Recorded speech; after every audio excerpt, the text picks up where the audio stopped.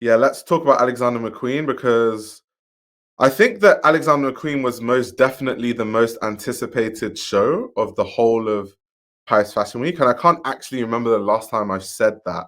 So it's kind of good in many different ways. Now, for many of you that know, this was Seán McGirr's debut collection at Alexander McQueen. Of course, Alexander McQueen unfortunately took his life in 2010, and Sarah Burton took over from Alexander McQueen. She was someone that was part of Lee Alexander McQueen's design team when he was alive. So it was kind of just, it made so much sense for her to take over. And since she's taken over, she's kind of kept not the exact same level, but a high level of tailoring. She's explored a lot of McQueen's ideas.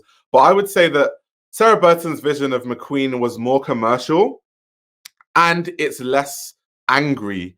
When I think of Alexander McQueen's work, I always think of themes of like rage and anger and disdain with a lot of historical events and, wanting to show that fashion is not just about everything being fine and dandy, but also life is very toxic and people are toxic. And Alexander McQueen explored those themes. I think Sarah Burton was a big move away from that and being a bit more neutral.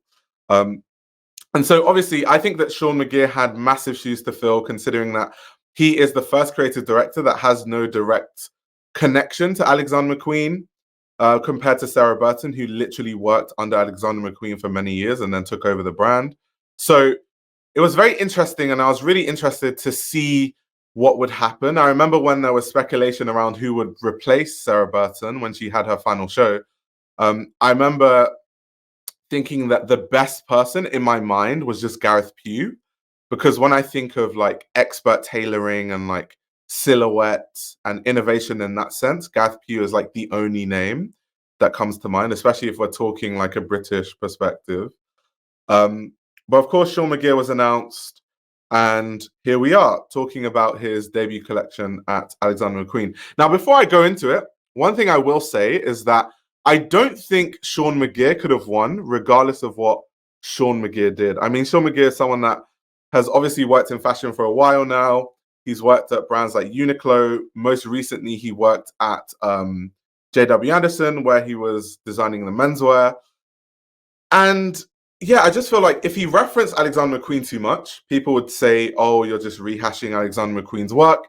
If he went a different angle and, referenced himself, people would be like, oh, this is far removed from McQueen. And then if he used a lot of his influence working at JW Anderson, people would be like, oh my God, this looks like a JW Anderson collection, which was one of the criticisms that I did see about his collection online. So I think that he could never win. I don't think there'll ever be another Alexander McQueen. Alexander McQueen is literally one of the greatest designers of all time, at least in my opinion, and certainly one of the most skilled designers of all time. Because some of the greatest designers of all time that we think about, people like Christian Dior, for example, Christian Dior was not someone that was necessarily very skilled with his hands and handcrafting things, but he's someone that had really, really good ideas and had a way of, getting a team to kind of bring his vision to life. Alexander McQueen is one of those like designers that literally could do it all. I mean, this is a designer that was Savile Row trained. This is a designer that was making patterns at Romeo Gigli. Like, this is craft top-notch, top level. And so no one will compare to that unless you're someone that has built your own legacy with your own brand, like a Rick Owens. I don't think any designer that is the creative director of the brand will ever live up to the name that is Lee Alexander McQueen. So I think he was already fighting a losing battle from the start. So I did want to start by saying that, because I genuinely think that no matter what he did, I don't think it would have met most people's expectations regardless. So actually, one thing I actually thought of with this show, the set was kind of interesting. The set was this kind of like abandoned train station, which was kind of weird because I twisted my ankle. I was actually at this show and I twisted my ankle walking to my seat because I didn't see the train track. So like you can see the train track on the edge. So I literally twisted my ankle on the way and I was like looking around to make sure that no one saw my blunder. And I was like, I hope the models don't like miswalk and twist their ankles, but there's enough space. So yeah, kind of general themes from this collection before we talk about the references, because what we do for guys that are new to the stream, we watch the shows twice. So the first time is just me talking about the show generally, and then the second time is me actually going into each look. And then we'll look at it on Vogue Runway and everything else, right? So in a general sense, there were a lot of things that Seán McGirr said in interviews that I don't necessarily think made sense. So in a lot of the preview interviews and a lot of the interviews that he did with Vogue, he was talking about him wanting to usher in this sort of joyful and more cheerful idea of what McQueen is, which I thought didn't make any sense considering that McQueen is not cheerful. That is not the energy that McQueen is. McQueen is about tailoring first and foremost, and secondly, it's about anger, and it's actually about rage, and it's actually about McQueen. A lot of his themes, he was talking about, you know, historical things that have happened. If we're talking about Highland R word, things like that, or even the different themes that he was looking at in his work. One of my favorite collections I always talk about is number 13, right? And not because of the stunt at the end. I think that number 13 was all about, you know, body positivity and, you know, talking about it, almost like a commentary of just the way women are seen in society. And that also, there was a similar idea of that in Voss, where in Voss in the finale, you have this like woman who's traditionally overweight, and that's in society is not seen as attractive, right? And then you also have moths that emerge from the smashing glass, and moths are seen as like ugly versions of butterflies. And it's almost like seeing the beauty and imperfections, and really who decides what things are beautiful. This is McQueen. These are the themes that McQueen tackles. So for Seán McGirr to say, oh, Alexander McQueen was this like really cheerful person, to me actually didn't make any sense, because Alexander McQueen was not cheerful. And it's fine that he wasn't cheerful. He's someone that, you know, had a lot of trauma through his life, whether he was bullied, you know, growing up in Southeast London. And fun fact, actually, Alexander McQueen grew up where I grew up in Lewisham in London. So I have a very good understanding of the kind of homophobia he would have gone through growing up. And so that's kind of where the rage starts to come from. So to kind of try to re-edition McQueen's life and be like, oh, McQueen was the really cheerful guy, and we're trying to create a cheerful vision of McQueen, I think didn't make sense. And I think that disjointedness kind of reflected in the collection in terms of not truly understanding the essence of what Alexander McQueen stood for, or what Lee Alexander McQueen and his brand is, if that makes sense. What I'm going to do is I'm going to quickly invite Son of a Guns, because I know Son of a Guns wants to join the live. And then I'm going to continue my tirade. But in the meantime, what did you guys think generally of the collection? McGirr own old work was basic, and photography as well bland as hell, so not surprised. Oh, that's harsh. The show is giving I have no idea what I'm doing, I hope this works energy. That's a harsh way to say it, but I kind of understand the sentiment, because from the interviews, once again, I started to get this sense that there wasn't a true understanding of what Alexander McQueen stood for, and that's why the collection, in my opinion, ended up looking disjointed. So, for example, in the preview, one of the big inspirations he cited was he looked at Alexander McQueen's Spring Summer 1995 collection, which obviously is the Birds collection, very famous. It's inspired. The name is inspired by, you know, the Alfred Hitchcock film. I can't even speak. From 1963. You guys will notice that film where there are kind of these people in this town in California, and these like really violent birds just attack everyone, basically. That was kind of like one of the inspiration points for that collection.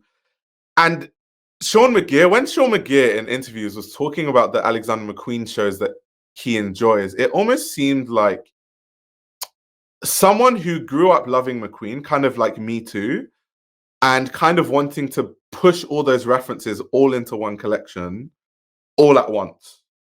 And so it ended up being sort of like a mishmash of, when I was younger, I really loved Voss, but then I also loved the Birds. And so I kind of wanted to incorporate the Birds, but then also Voss, and then also, you know, like Jack the Ripper stalks his victims, and it just wasn't cohesive at all. It's just all these different ideas smashing each other in the face, essentially. One thing I will say though, being at the show, I really loved the soundtrack.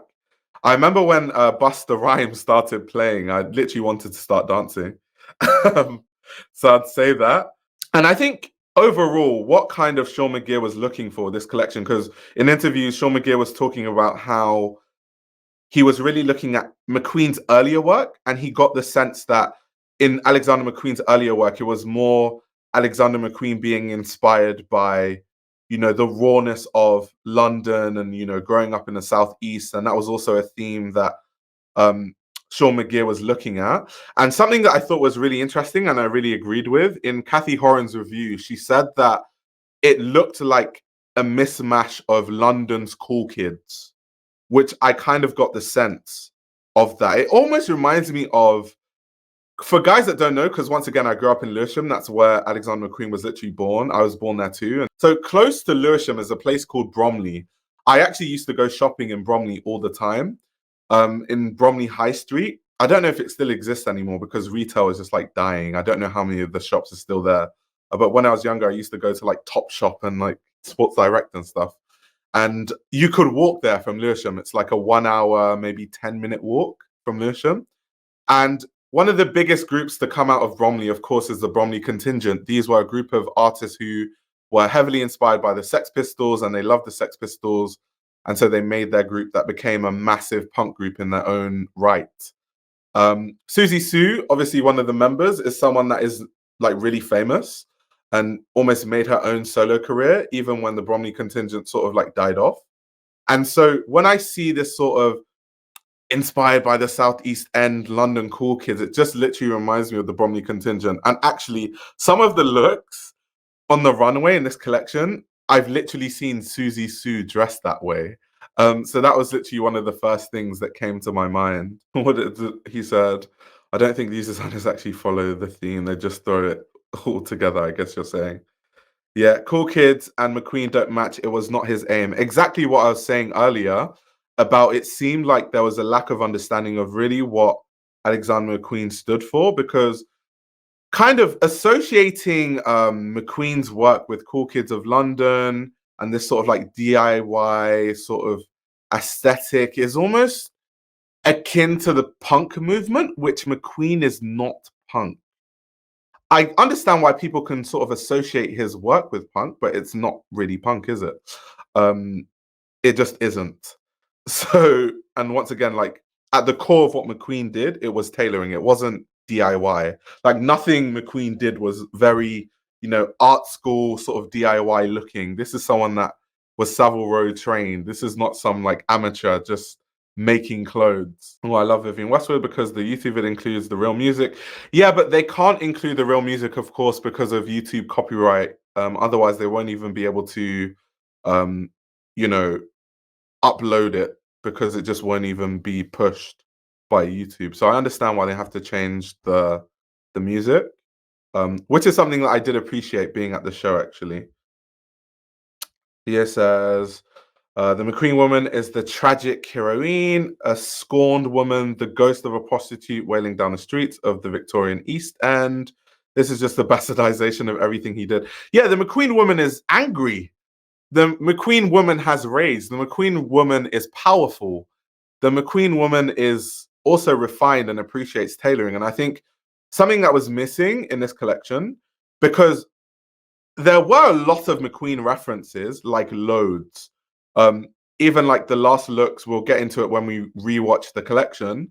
The molded pieces, those were inspired by the molded pieces that McQueen did in Spring Summer 2005. And I remember Sarah Moa did it again in 2011, I think, where she had sort of something similar, whereas McQueen's one was had like the horses and even the horsetail, which ties into this collection too, because those shoes, the sort of hoof horse heels that I actually did like in this collection were inspired by that Spring Summer 2005 look and also Seán McGirr's heritage and just horsemen in Ireland. So that was kind of interesting to tie all of that together.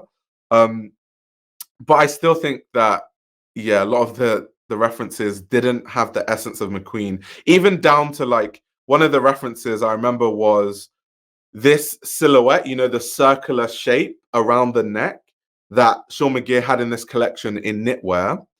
McQueen did that in, I think, spring, summer 1997. But the thing about Alexander McQueen, because he was so good at tailoring and everything he did was about, you know, transforming shape around a woman's body, it would not fit that badly, or it would not be so wide fitting or just loose fitting. A lot of what McQueen did was about crafting around a woman's body. And I think, especially in the knitwear section of this collection, we were lacking that craft around the body that McQueen is so known for. So that was something that I think was 100% missing in this collection. Hello, hello. What's up? How you doing? I'm good. Great to see you back. Yeah. You're talking about the big ones today, so I had to join. Before I continue going deep into it, because it's about to, these were the last looks anyway. What did you think generally of Seán McGirr's debut at McQueen? Unfortunately, fortunately, I am a McQueen purist. So, Yeah, unfortunately for him, I didn't like the show. It was a bit all over the place as far as like references and what he wants to pinpoint, where he wants to go for the brand. And that's hard to tell from a first collection, but it was. I wasn't sure just from the general direction. right. Yeah, I think there's also this because people are having this conversation online of like, who do we have patience for and who do we not? Because Mm, obviously a conversation we have now is like designers not lasting at houses. Like we saw Luigi at Bali last for a few seasons. We saw like Ludovic at Andy for like literally one season. Now we've seen like Water at Blue Marine after one yeah. season, like go. So it's kind of like, is it just that fashion doesn't have patience anymore? We don't allow designers to develop. So what's the situation with that, or what are your thoughts on that? It's like it's kind of like goes hand in hand with social media and the way that everything runs more quickly, and then the way the news cycle just is more quickly these days. And I guess it's the same thing with patients and new hires at new houses. Right, People want to move on if it doesn't look like it's going to work. right. Yeah, I think also one of my big issues with this collection, okay, it's still playing, is that what McQueen did, like McQueen was so much about craft. Like McQueen would go so out of his way to create things. Um, like something I always bring up is like Amy Mullins when he made those like prosthetic legs in number 13, those like Mhm. wooden prosthetic legs, how he went out of his way to work with someone that makes prosthetic legs and also woods like craftsman just to make those pieces, and they look so good that people didn't even know they were prosthetic legs. People literally thought they were like shoes.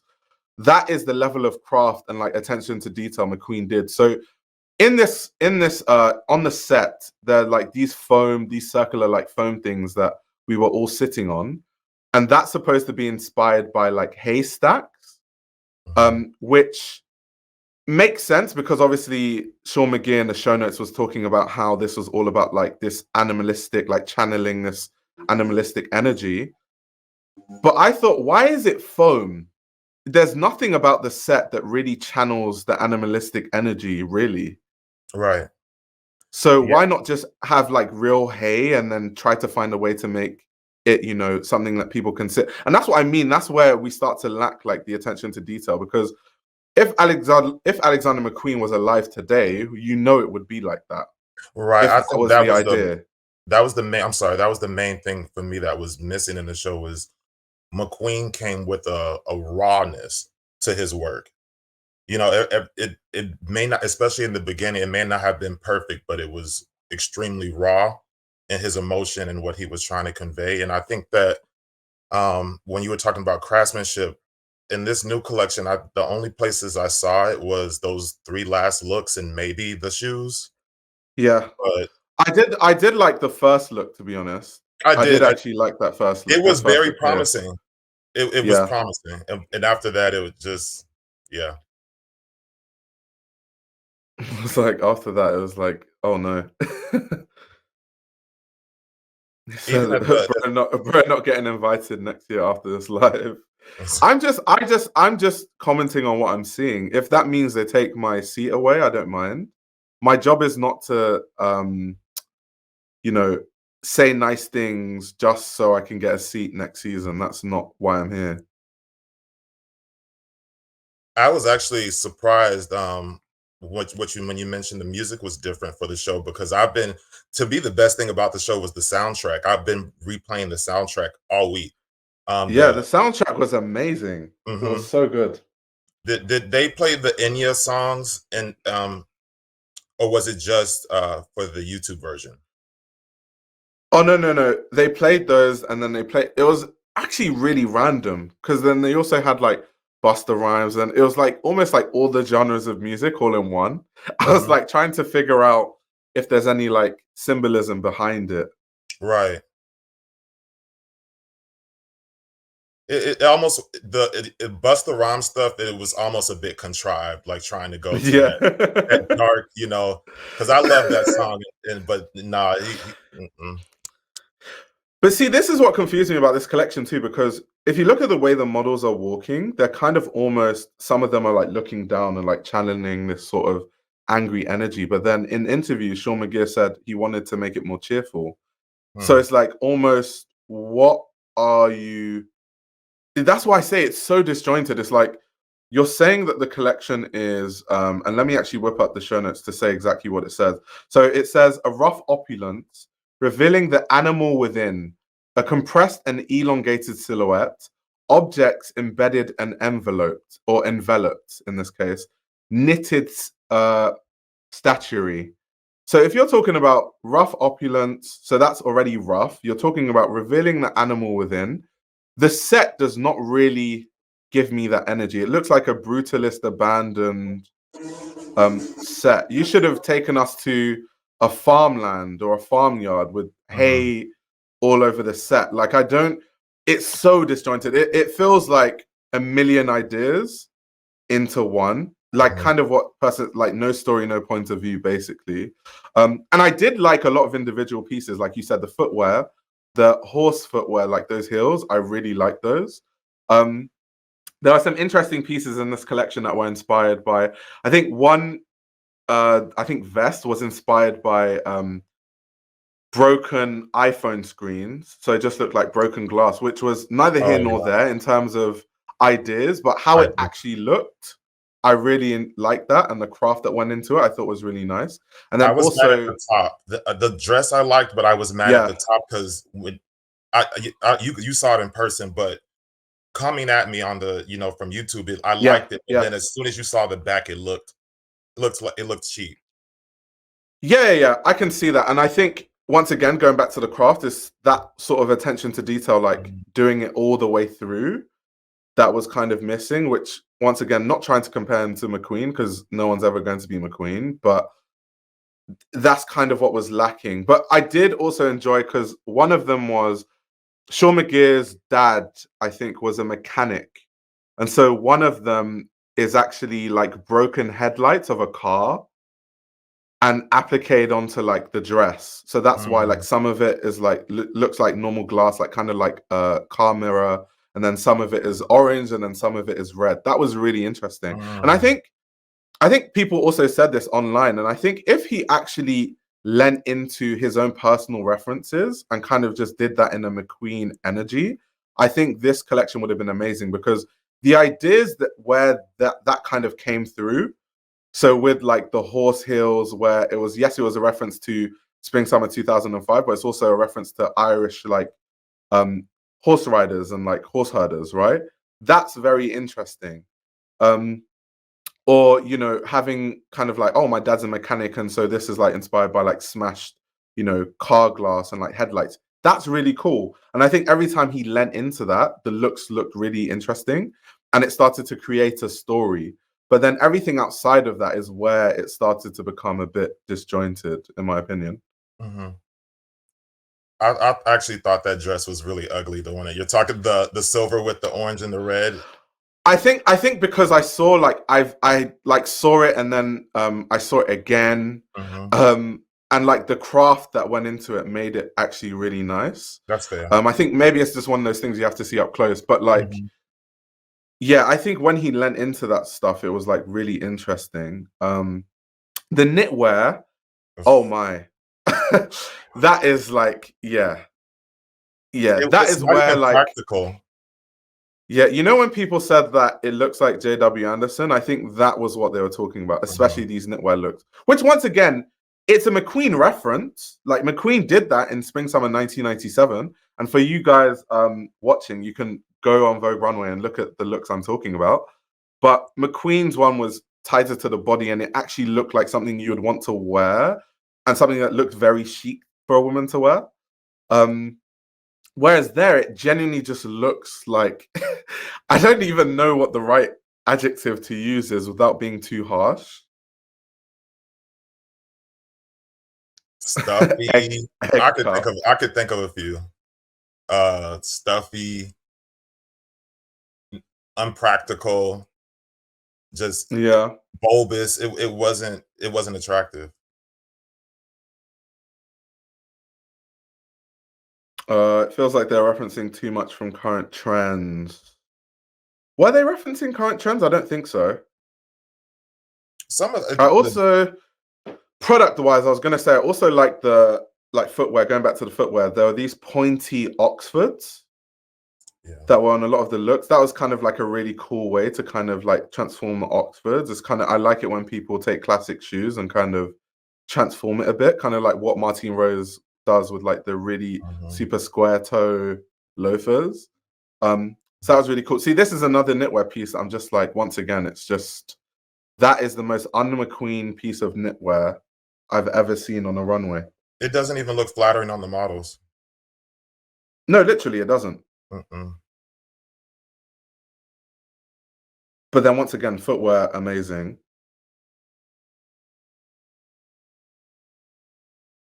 I thought even the show production just didn't feel like a McQueen show.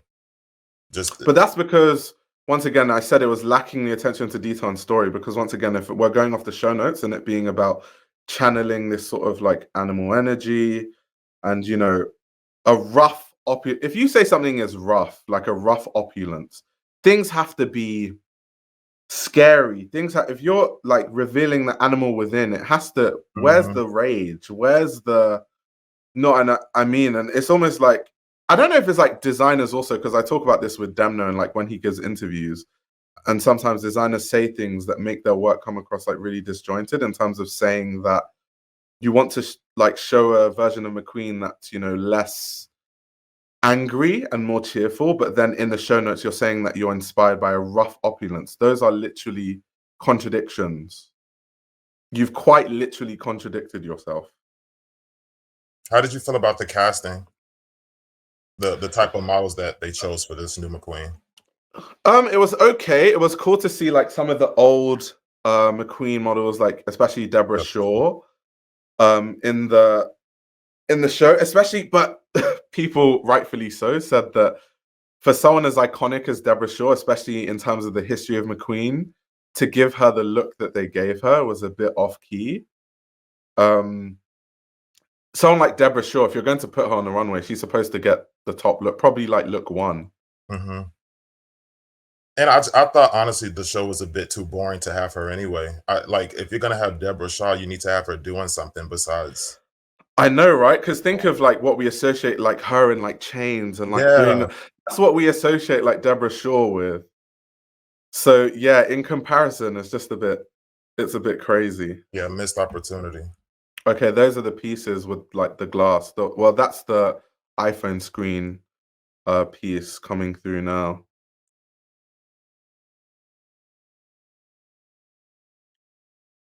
I wouldn't be surprised if top talent left for Sarah Burton. So I heard that a lot of the team stayed, actually. I heard that most of the team stayed.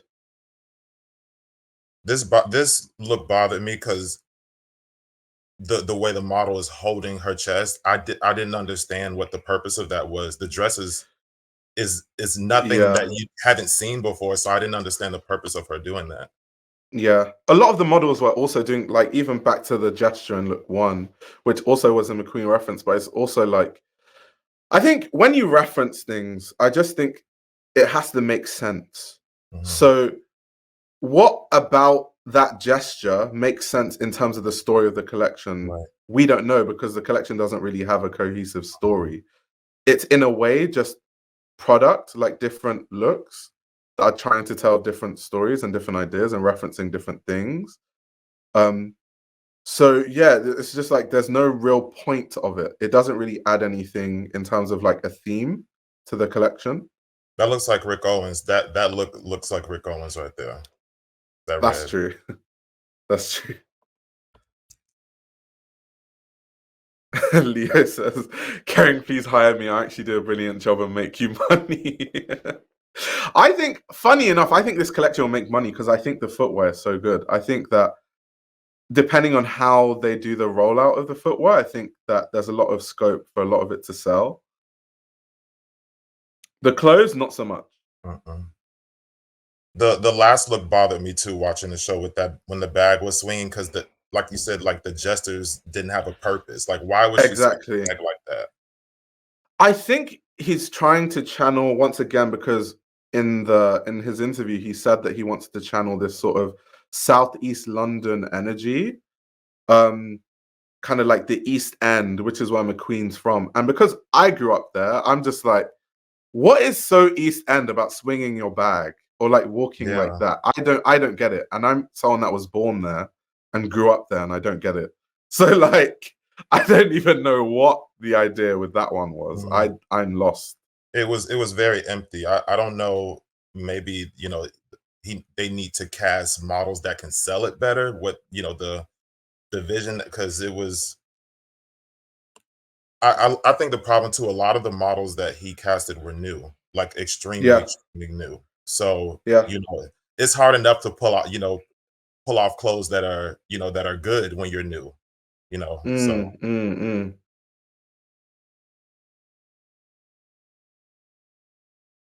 No, I totally agree. And I think I don't know, I just think especially at a McQueen debut, like because of who McQueen was and kind of what McQueen stood for, this collection is supposed to scare me. It's supposed to shock me. It's supposed to be like, the early McQueen collections where people are just in absolute shock before like they understand what he was trying to say like 5 years later. Like I really expected something. And it doesn't have to be in exactly the same way that McQueen did it. He could do it in a way where he's still referencing his own heritage and doing it that way. But yeah, it was just so confusing.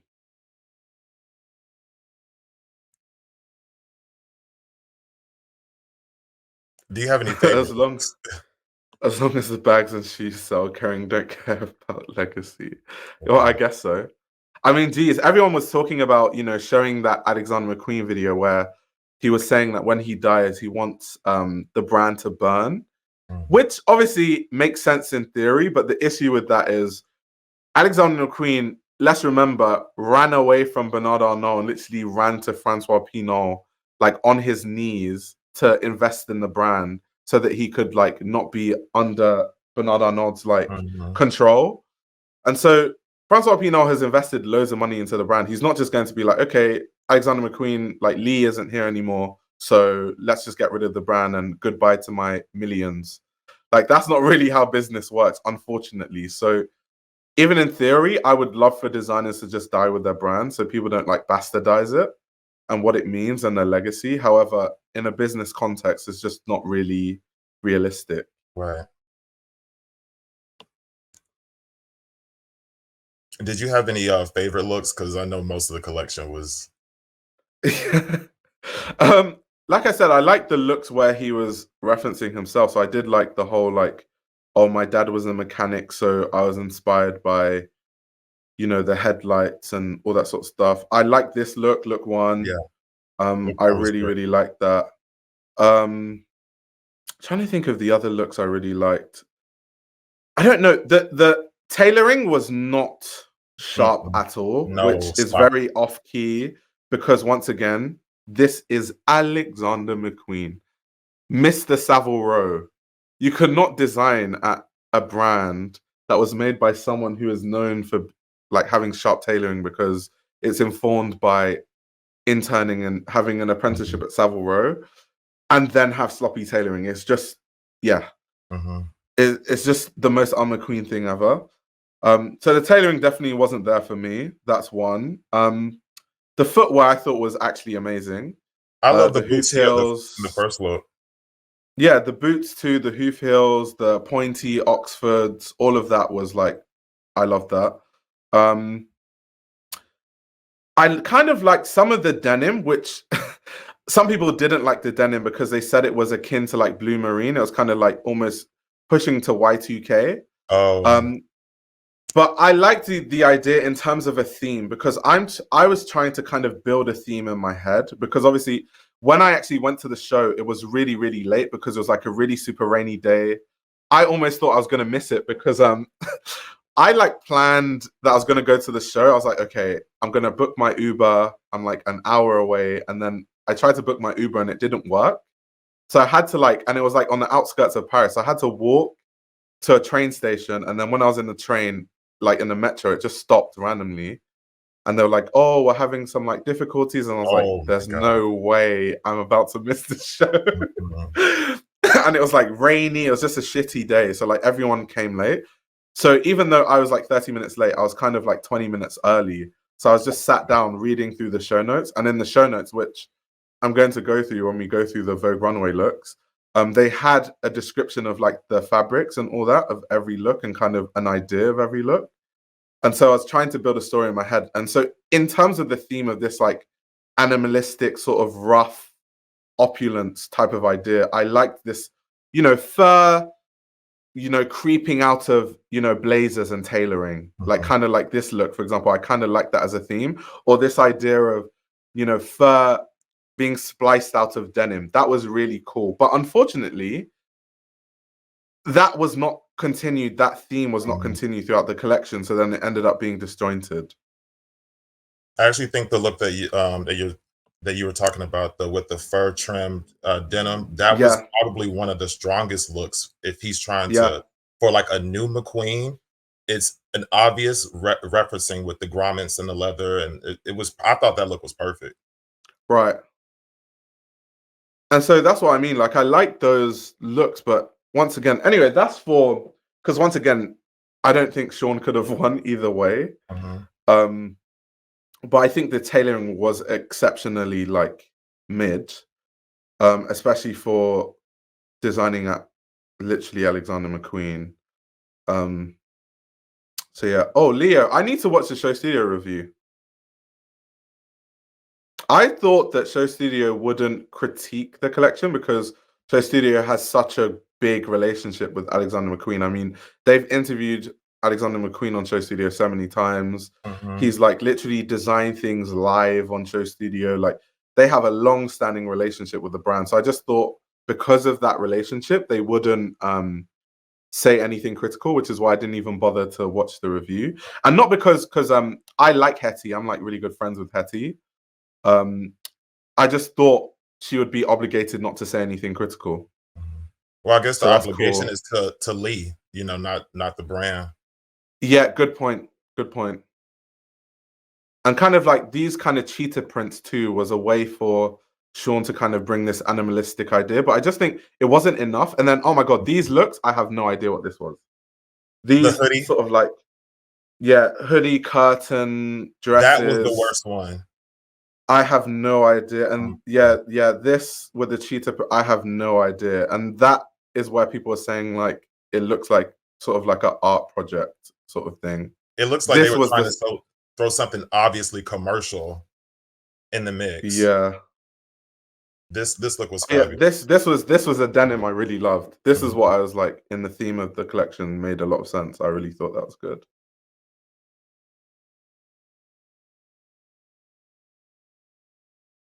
I wonder who they're gonna get for branding purposes, like celebrity and red carpet stuff. I wonder how that's gonna go for them.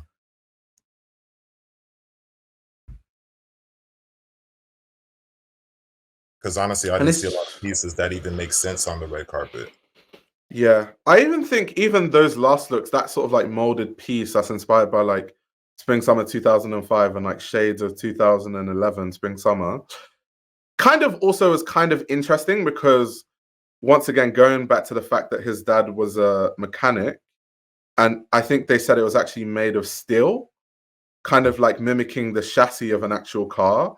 And then also the paint that was used to make it was, I think, actual car spray paint, which is also a reference to going back to number 13, you know, the look everyone knows where the model was spinning around and then the spray paint was basically painted on her.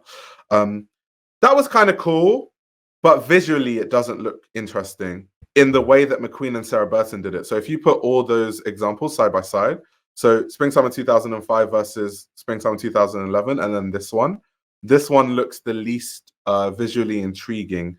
But in terms of an idea and, you know, tying it back into his dad being a mechanic is actually quite interesting.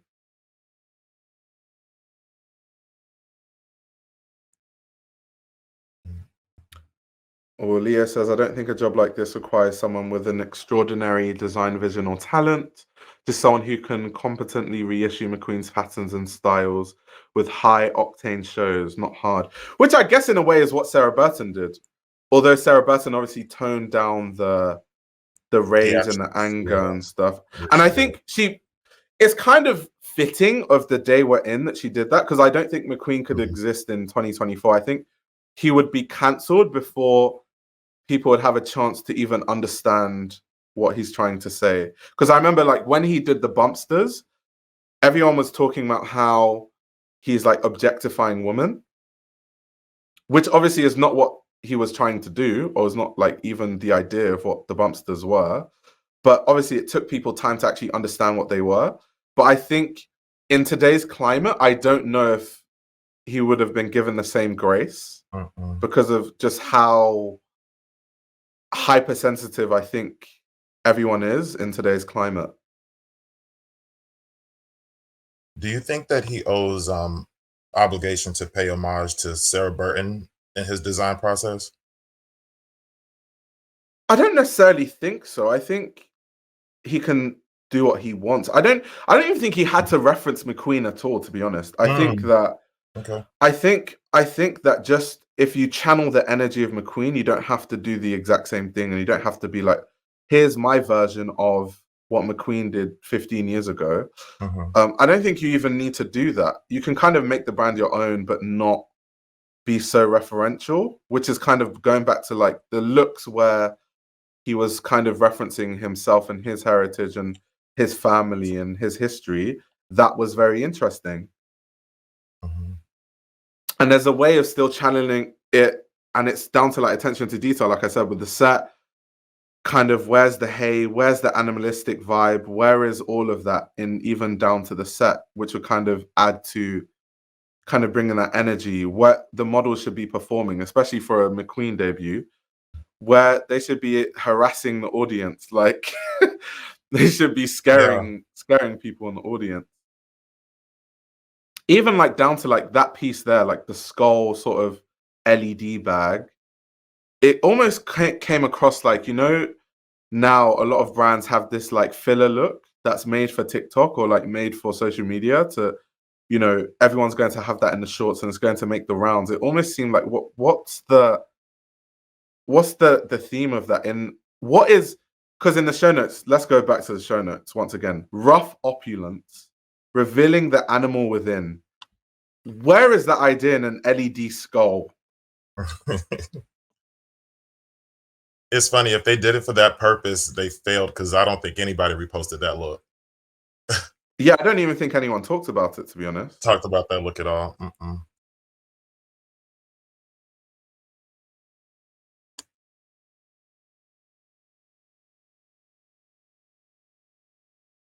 You said, where's the animal, a goat? I thought the cut of this was pretty spot on for McQueen, you know, given the 90s McQueen. Yeah.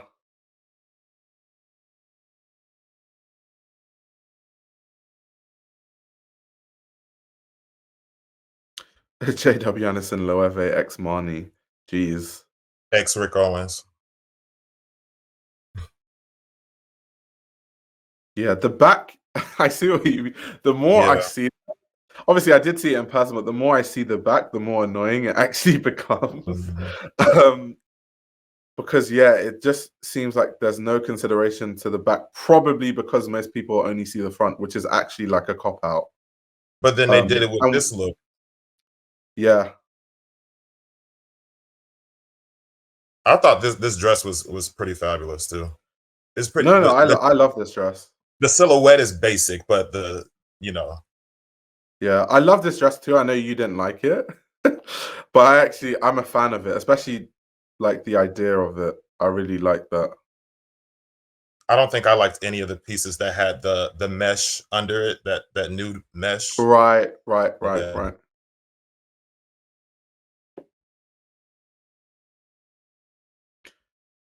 And I think my best way of kind of like concluding the whole collection is like everything that McQueen did was like really deep and like over considered. And I think nothing about this collection is actually deep, Mhm. is my best way of saying it. I think I even have a quote from Kathy Horan, I think, where she said something that I was like, oh, that's like quite accurate. See if I can find that quote.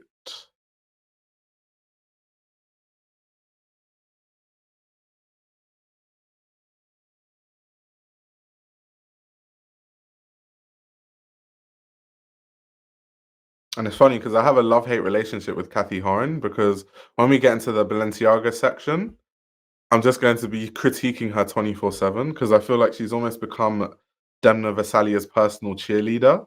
Hmm. And she's critical about every single brand, but Balenciaga But and but about Demna. It's kind of strange. I don't know when that started, but over the past few seasons now, it's kind of seemed to be the case.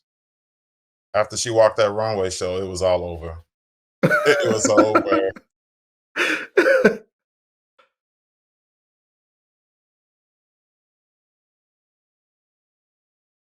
Sorry, it was Vanessa Friedman. Aha, I found the quote. Okay, so Vanessa Friedman said, in the preview, Mr. McGirr said the first McQueen show he remembered was Voss, the spring 2001 collection that featured models trapped in a see-through sanitarium, wearing clothes made from feathers and oyster shells, quietly going to pieces as the audience looked on.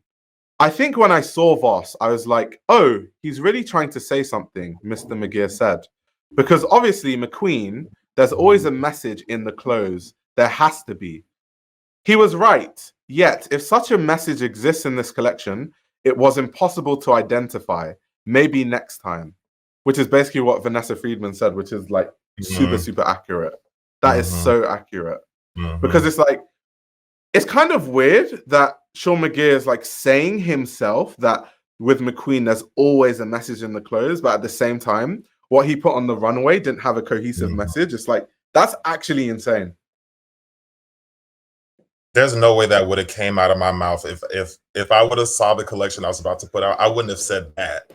Like Right. no, no way. he almost set himself up in Hmm. a way, kind of like what Demna does, which is why I always like say like he sets off in interviews and then does the opposite. Is literally what like Sean McGirr did in that interview. Um, Yeah, that's crazy. He literally set himself up.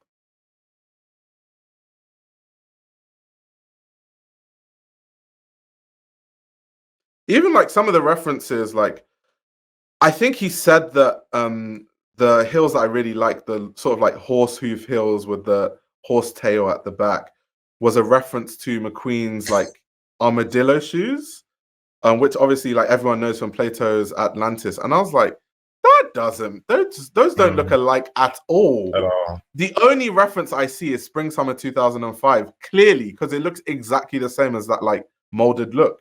Because even I think it was Kate Moss actually that had the look where her ponytail was made to look like a horse's tail. That is Right. exactly what the shoe looks like. Mhm. It literally has nothing to do with like Plato's Atlantis. Like it literally does not look like that. I don't know if that was just a case of like almost trying to add, sometimes designers go to houses and then they do this thing where it's like, I'm going to show you that I know the references. So I'm going to basically Yes. mention as many Mhm. of the shows as possible, but then you end up mentioning shows and I'm like, it doesn't Mhm. actually look like that. It ends up working against them. Yeah. Let me see The if I way can the models walk those last looks bothered me too. Because I mm, know in those constructed dresses they have to walk a certain way, and I didn't. It wasn't even a try, especially the last model. That walk was crazy.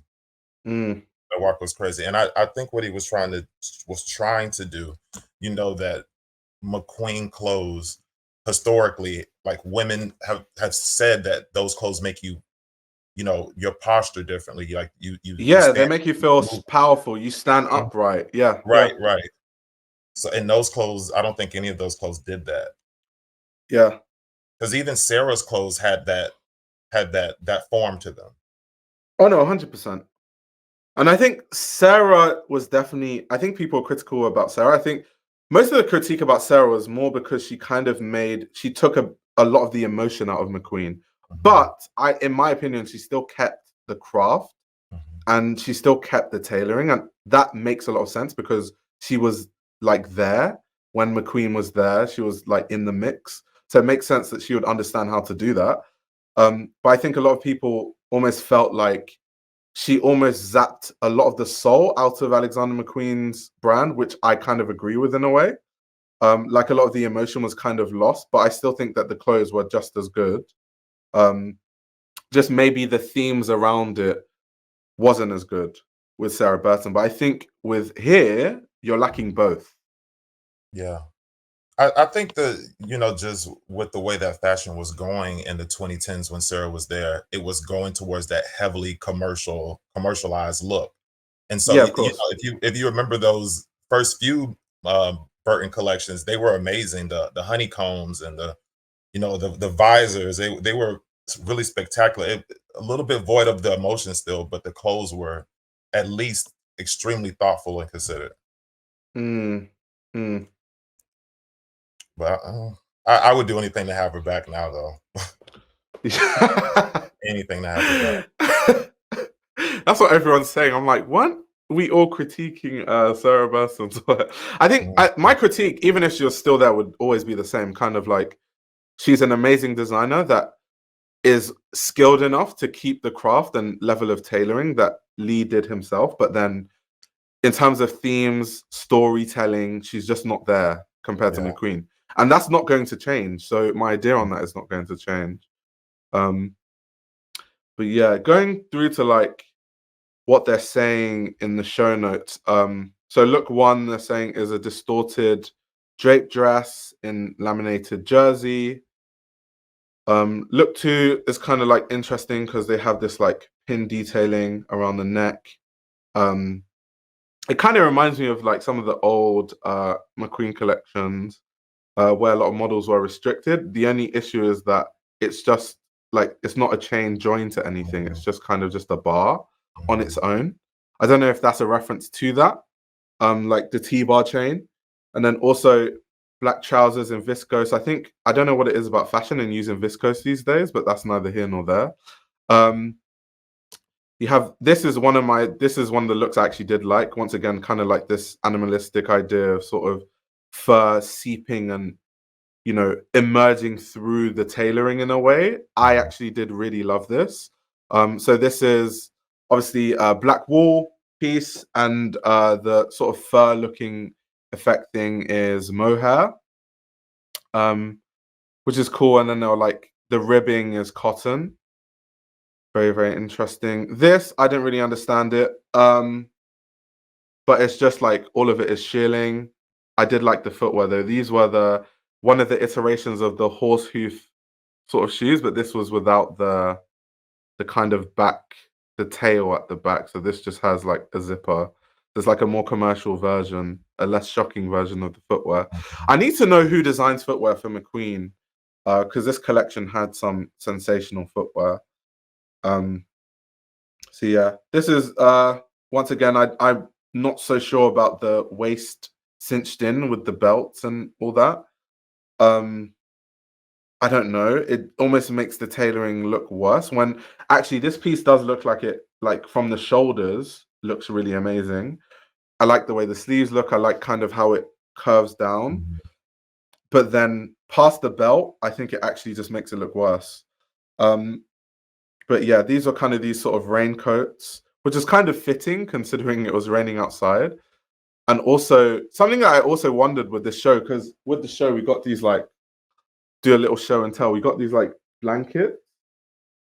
With just like, let me see if you can see like McQueen sewn into it.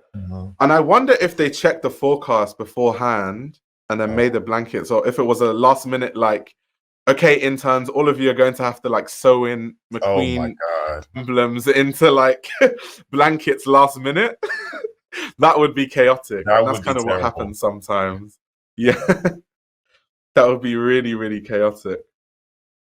But yeah, it's almost, someone said, and something I agree with, is kind of the way the models posed and the way they were walking, kind of this like face down, kind of was akin to John Galliano's latest haute couture collection. But then because they're doing the same gesture but with less emotion, it just comes across as like not as interesting in a way. So yeah, look 7 is, they're calling it a quadruple collar in hand knitted wool and a black silk nylon skirt.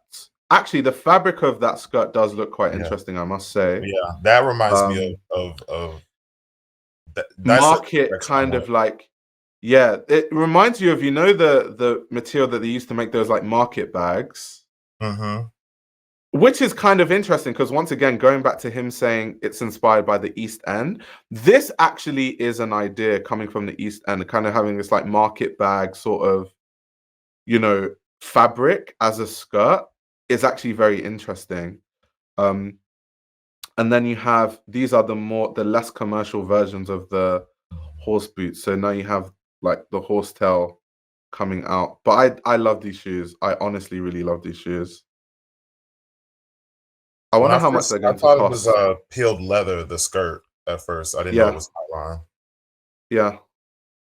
So that's like interesting, like fabric use wise. Once again, I kind of like this look, but it's kind of like a similar idea. In the show notes, it says that it's once again wool mohair. So basically cotton jersey, same fabrics as like all the other looks that look similar. So moving on, look 9 is a double-breasted tailored coat. Made out of wool, and I think it says they have a T-bar chain. Something interesting actually, so here you have these like safety pins. These are actually the invites to the show. So once again, this is very punk to have safety pins, but we had this conversation earlier. I don't think McQueen was punk. I don't think his philosophy had anything to do with punk. So I'm not too sure about this idea of having these like punk motifs and having one of the very big singular ideas of your debut collection being around the safety pin to the point where it was literally the invite. I don't really know about that, but I did like kind of like the silhouette of this piece. In terms of tailoring, this is one of the pieces that I did enjoy the tailoring. And then similar, just different colors with this look. And then you have, okay, the safety pin is more prominent because it's in white. So the silver against the white comes across a bit more prominently. Okay, look 11. This is interesting. T-bar chain again. And then we have trousers in black wool mohair. The shirt is a silk nylon. And then, of course, we have these fedora hats. I wonder what it is about these chains. Once again, we have this shirt in that same sort of nylon, sort of silk fabric that goes back into this idea of like referencing the East End and kind of like these like market bag fabrics. I think that's kind of interesting. I don't know what other people think about that, but I think that's interesting in terms of the reference and the theme of the collection. I think that is actually quite interesting. And then you have these like details here. Something I didn't, I'm kind of pissed off that I didn't get to do was have a re-see. So almost all the shows, like people get invited to re-see the shows. And I always say that I prefer to go to re-sees than the actual runway show. Because yes, it was cool to be at the show and like experience kind of the show firsthand and then also talk to people after the show. That being said, as someone that is always going to do a live stream about it and really talk about the clothing, it's always better to see the stuff up close. Because when you're at the show, you can't really take in the clothes. The models walk past and then you're trying to like try to understand the collection all at once, and you're trying to take it all in, and it all happens really quickly. So going to a re-see the next day and actually being able to see every look, and you can feel the fabric and look at it for as long as you want, I think is really beneficial. So yeah, I think I'm also really, now that we're going into it look by look, really trying to see where this animalistic sort of, you know, idea comes from, kind of what he was saying. I don't really get it until you get to the animal prints and obviously the horsehair shoes. But for that to be such a big theme of the collection, especially in the show notes, I don't know. It didn't come across. Yeah, I don't think it did. This, I'd like the shape of this piece, by the way. This is a piece I didn't talk about, but I did actually like this look because I like the footwear, I like the top. In the show notes, it says that it's a jacket with a bird tail back and a leather collar in black cotton canvas, and a T-bar pencil skirt in black leather. So basically just leather and cotton canvas. Kind She of was cool. It's another chic. one of the models that was able to model for Lee when he was there. Yeah. Bag wise, because I didn't really look into the bags, but kind of you have these T-bar necklaces, and then the clutches are kind of following the same T-bar aesthetic. I think those will do well, actually. I think those will do well. I think accessories wise and footwear wise, it's strong. And why that's very important, of course, because in the context of caring, that's really actually what matters. Because how many people are going to buy the runway shows? Right. This look, I think we're just going to skip that because, yeah. Okay, this look is kind of like similar, same fabric. So you have the cotton canvas top. I actually want to know what fabric that cheetah thing is like printed on. So let's see, look 16 in the show notes. It says it's a, okay, black faux fur leopard jacquard. So it's faux fur. When I was there at the show, I didn't get the sense, because you know when something's faux fur, you can like, the actual fur strands come out to you a bit. You couldn't really tell, and because obviously the piece didn't have a lot of movement, because it's kind of like a stiff fabric, so I couldn't really tell. And then I'm even not these gonna lie, bags I too. clocked that it was faux fur from YouTube. Yeah, I The think maybe the way, the angle that you see it at from YouTube Yeah, versus like where I was that's sat, makes it a lot easier to see.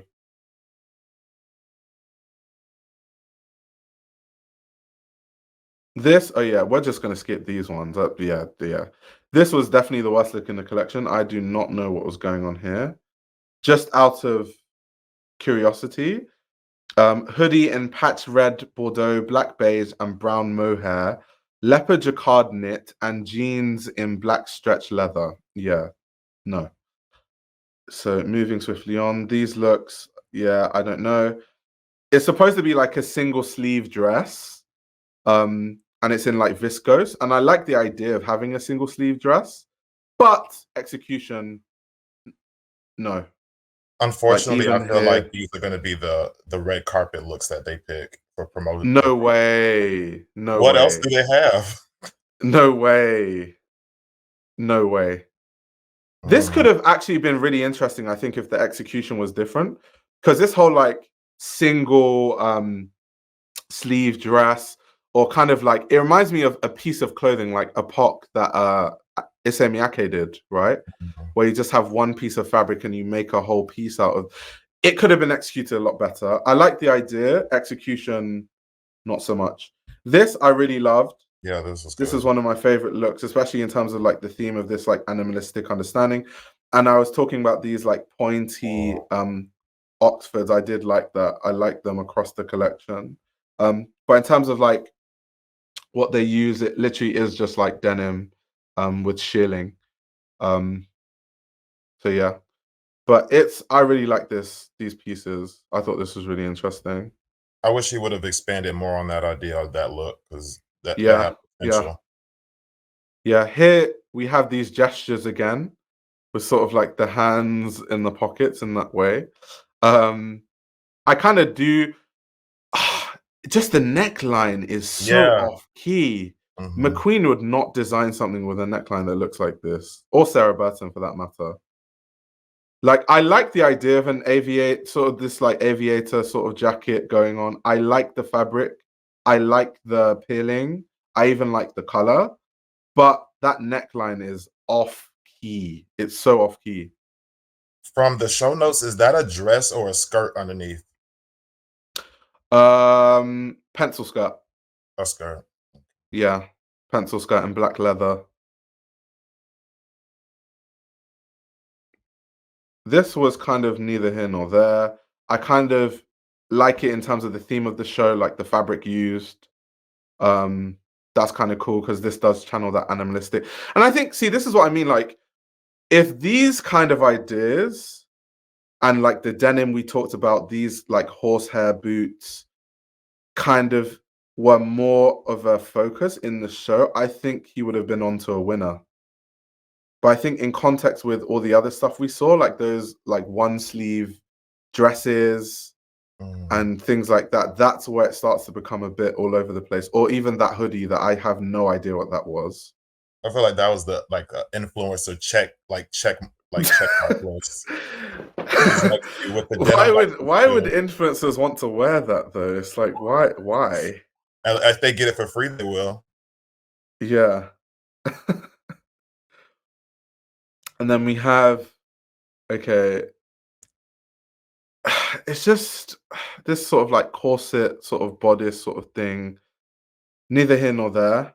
It could be interesting. I think it would have been more interesting if this was like created into more like a fabric that looks like hay, because the more I look at it, the more I'm like, oh, you could have turned this into like some sort of like hay idea and kind of run with that idea. I think that would have been kind of like cool and interesting, but no. This was a big no. The knitwear for me, I just didn't like any of the knitwear in the collection, if I'm being honest. I think the stronger pieces were like the coats that weren't cinched in the waist.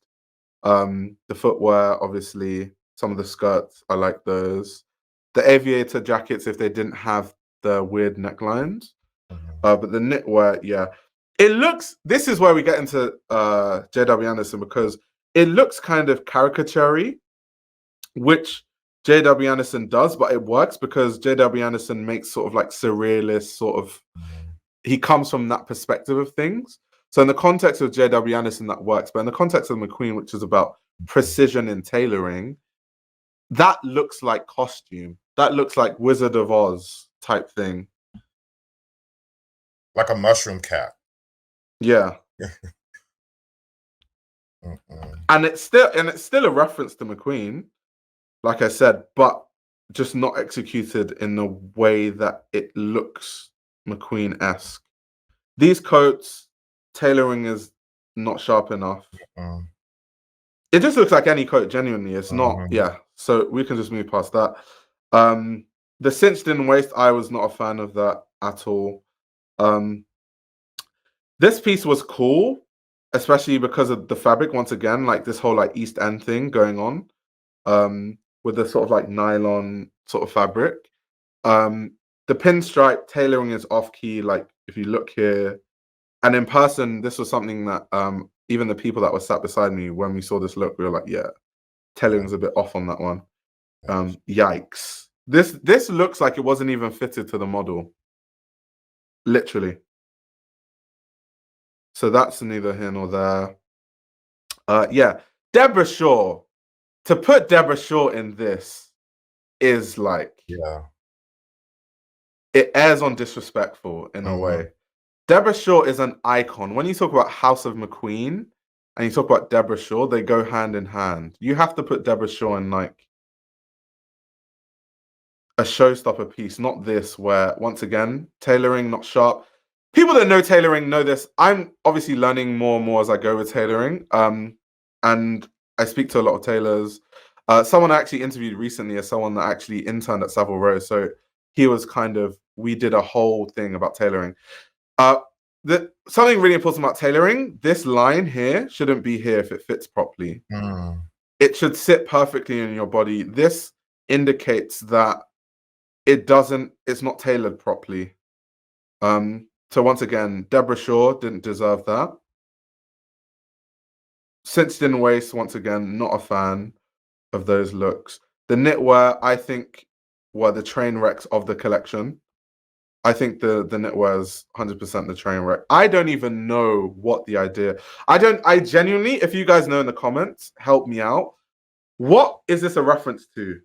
That let me get my damn phone. I know Guinevere since Cena's wore that look with Right. the hood, but I can't remember the collection. I need to see if anyone in the comments knows the collection. I need to see the actual reference to see, like from the old McQueen show, to see kind of what McQueen did, because I don't even understand what's supposed to be going on there. Like the footwear though, footwear sensational. Yeah, these heels are amazing. And there's space here, which is kind of interesting. I wonder if that bit of the shoe is removable because of that space there. I was wondering would that be even cool. with the horse bit from the boots, like can Yeah. that be removed? Because this could be like a flat leather shoe, Mhm. and then you can attach that. If that's the case, that's so cool. And once That again, is this pretty is why I wish I went to the Reese, because I would actually have the answer to that question.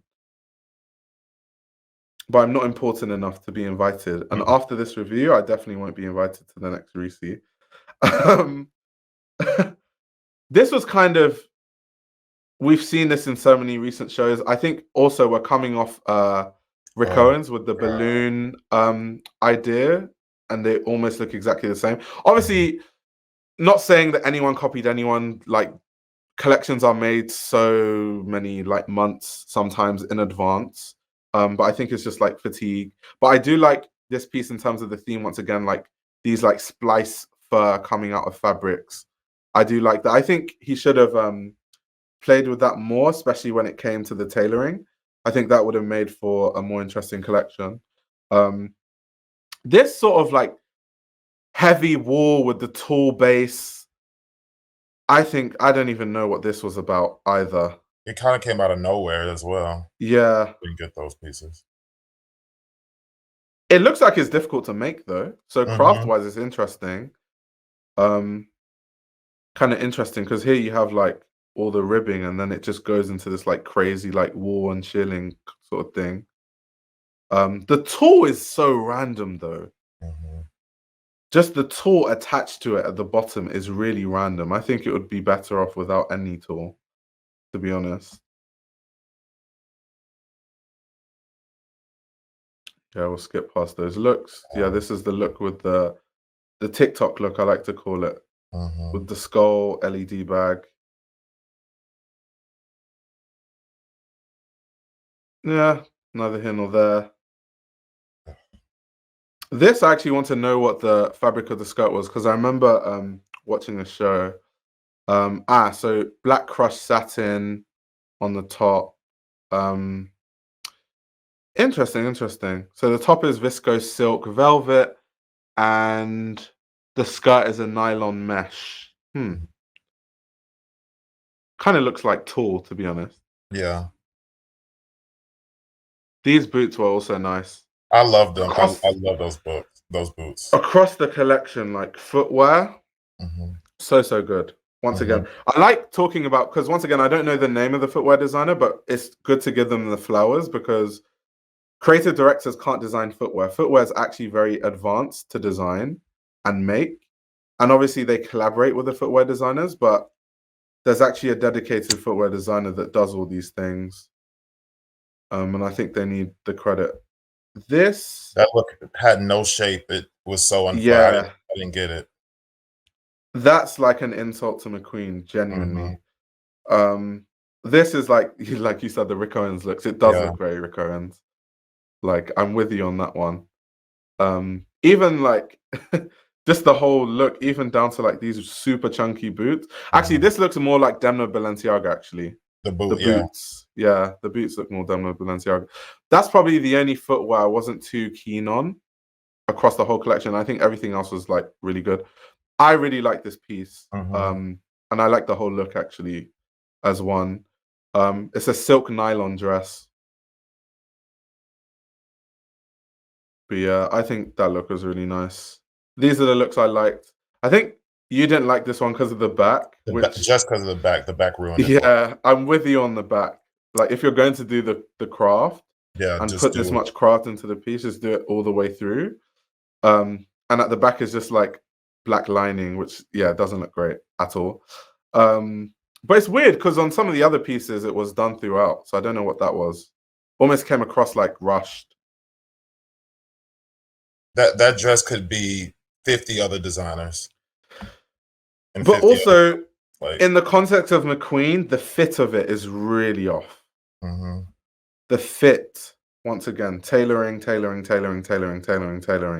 off. Here, off, off, tailoring. Because that's what McQueen stands for. Like, you can't say McQueen and not say tailoring. Those two things come hand in hand. It looked more like Celine to me. Yeah. This dress I really liked, kind of like the smashed iPhone idea. I thought that was really cool. And I think the next look is going to be, the look I like that you didn't like. I think, the tall bit kind of cheapens it. If this tall, I don't know why.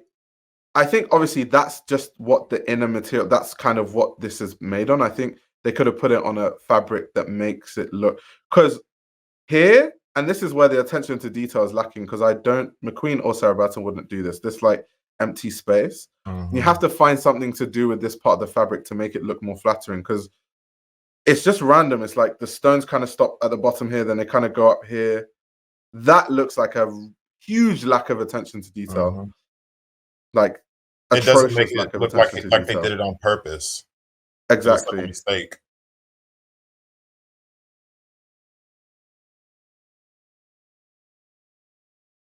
This is another like kind of akin to Rick Owens. This fit-wise was horrendous. I think this is knitwear. This is knitted too. Yeah, it is knitwear. Once again, like I said, the knitwear pieces just weren't doing it for me at all. That was terrible. Terrible. Fabric, once again, interesting. East End. Shape-wise, I like the tailoring, but it doesn't fit correctly. But I like the tailoring though, especially the shirt. I think these were the last few looks. And the idea is obviously interesting. Once again, Sean McGirr's dad being a mechanic and sort of like it being made out of steel and the chassis, and obviously it being painted by the same paint that you would use to paint a car and stuff. Kind of cool. But side by side against what he's referencing, which is Alexander McQueen Spring Summer 2005, and what Sarah Burton did in 2011 Spring Summer, it's not as good as both of those examples. So yeah, that's the McQueen collection in a nutshell. This YouTube channel runs on your support. If you want to support the channel, you can subscribe to my Patreon. You'll gain access to exclusive content that includes everything from my Patreon podcast, where I give a behind-the-scenes insight into the fashion industry, as well as a fashion book club, where I review my favorite fashion books. You can also check out my fashion ebook, which highlights the best fashion journalists to follow, definitions of common fashion terminology, and how to determine what a good source of fashion information is. The links to everything are in the description below.